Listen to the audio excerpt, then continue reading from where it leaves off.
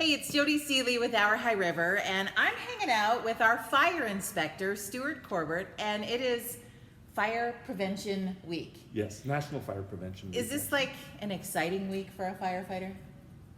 I think so, because we get more engaged with the community and we tend to put a few more public programs out there. So we're out there a little bit more, not fighting fires and rescuing people.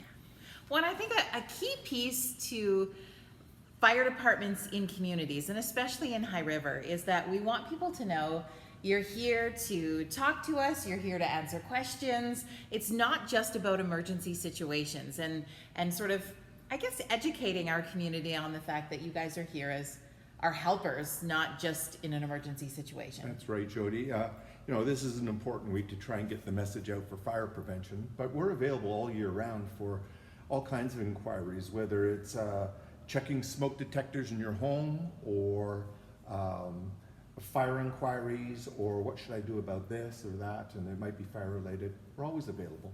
So see, you're allowed to come in down and visit the firefighters whenever you want. Oh, they like that. You have permission. This is really cool. So this week's theme for Fire Prevention Week is that not every hero wears a cape. So you want to plan, practice your escape. Yeah. Yes. So tell me a bit about kind of what you see behind that theme. Well, I think the basis behind the theme is that we can all practice things in our home and in our community to make it a safer place and to prevent fires. And it makes us all heroes, a hero in our own home. So if we have planned properly and we've talked about it in our families, then if there is an emergency in your house, everybody knows what to do and where to go. And I think too, as a parent, opening up that conversation can be as simple as, we talked about this off video, is kids, if you smell smoke, what's the first thing you think you should do? Yeah, I encourage families, we've done it with my family as well. We'll just have a discussion sitting around the dining room table at dinner time, or afterwards. What would you do if you smelled smoke, or you woke up in the middle of the night and you heard your smoke alarm going off? Where do you go? Where's the muster part? Where are we all going to get together and meet so that we know everybody's safe?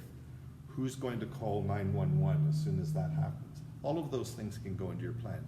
And those plans are available too at the fire department. We have fun little kits for the kids, coloring books and little maps that they can draw their house and draw their escape plan, how they get out of their bedroom really quickly, things like that. And I think too is just not being afraid to put the plan in place. I think sometimes we are all very guilty of, well, that's probably not going to happen to us. That happens to other people. And when we've talked in the past about 72-hour emergency kits and those kind of things, this is just another key to help equip your kids to feel more comfortable. Right. Well, for the whole family, there's some thought out there that, oh, I don't want to call the fire department and bother them. I'm not sure if I really have a problem or not. But if you smell a little bit of smoke, it might be something as simple as a fan belt in your furnace that might be worn a little and it's giving off a funny aroma. We're more than happy to come out and check and make sure that you're safe. And a lot of times you get that electrical smell too, that you're not really sure, is this a concern, is it not, kind of thing. That's so right. It's better to be safe than sorry. Yep. Yeah. And our guys all carry detectors and special equipment on there if you're concerned about carbon monoxide. You should have a carbon monoxide detector in the home, especially if you have gas appliances or a fireplace in the home. But if you're concerned about that, people aren't quite feeling well, maybe a little nauseous or headaches or something, we have the equipment to come and check your home too to make sure that there isn't any carbon dioxide lingering around. And don't be afraid to call. I mean, Oh, yeah. if it's nothing, you're just as happy as whoever made the call. Like it's no big deal at the end of the day. Right. I love it. Okay, so when it comes to Fire Prevention Week, we talked a little bit about putting that plan together, but what are some things around the home that people can sort of identify either with themselves or with their kids as potential hazards for fire? Oh, for sure. It's very important to look for those hazards. One of the key leading causes of house fires is unattended cooking. Putting something on the stove and then getting distracted by the phone, or I've even gone on calls where they've left the home to run down to 7-Eleven because they're missing an ingredient and they don't turn the stove off, or falling asleep while you're cooking. So cooking with stuff unattended is a big problem. Making sure that you don't have a myriad, we call it an octopus, of extension cords coming out of one outlet and overloading a receptacle or a circuit in your home. Smoking is becoming less of an issue, but it's still an issue there, is discarding things not correctly. And another key one are candles, unattended candles, especially if you have pets. Cats love to rub up against candles and knock them over. Yeah. I've been to several calls where that's happened. And there's a new hazard that's coming out and within the last 10 or 15 years. Kids, you probably like to use your bedrooms to study or to surf on your iPad or your laptop computer, and you rest your computer right on the bed and plug it in so it's charging up.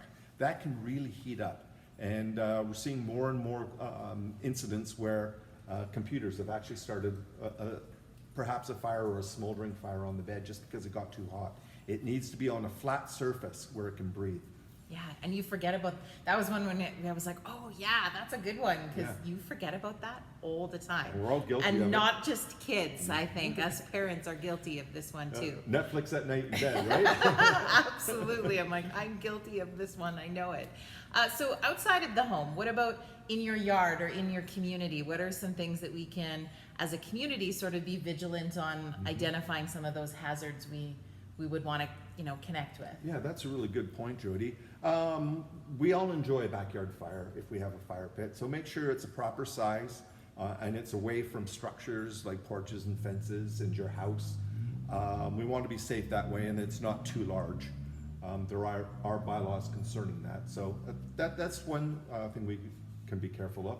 Also, if you notice lots of debris piled against buildings that could possibly catch fire, like garages, backyards, you can do your best in your own backyard to make sure that you've got a clean area, and just other safety things, I suppose. Yeah, and so I think too, what about if people wanted to burn leaves in their yard or branches or different things like that? Is that an easy, I can phone the fire department really quick and double check before I do something? Well, absolutely you should. If you're all not sure whether you're allowed to do it, and there are open fire burning bylaws in town, you can't just go and do it. You need to get a permit to do open fire burning, like leaves or debris. That doesn't include your backyard fire pit. You are allowed to use clean fuel, not old fence posts and dirt and leaves like that in your fire pit. Okay, awesome. Now, also along with Fire Prevention Week, I know that you are making available smoke detectors and things for people who maybe don't have one or not sure if theirs works. Right. Where can people get their hands on something like that?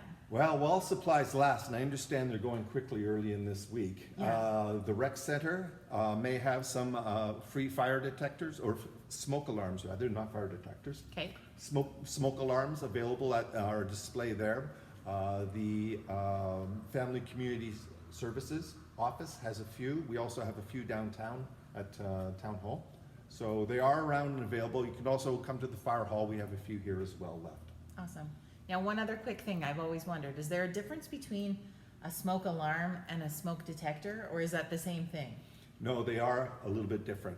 A smoke detector is a detector which does the same thing. It detects smoke, but it's connected to a fire alarm system that you might find in a commercial building. And that's all it does, is it detects it and it sends a signal to the fire alarm system. Your smoke alarms, which is what you have in your home, actually emit the noise and the sound to wake you up. And it's loud and it's irritating, and it's supposed to be. And you've maybe set one off cooking before. I've never done that myself, but no.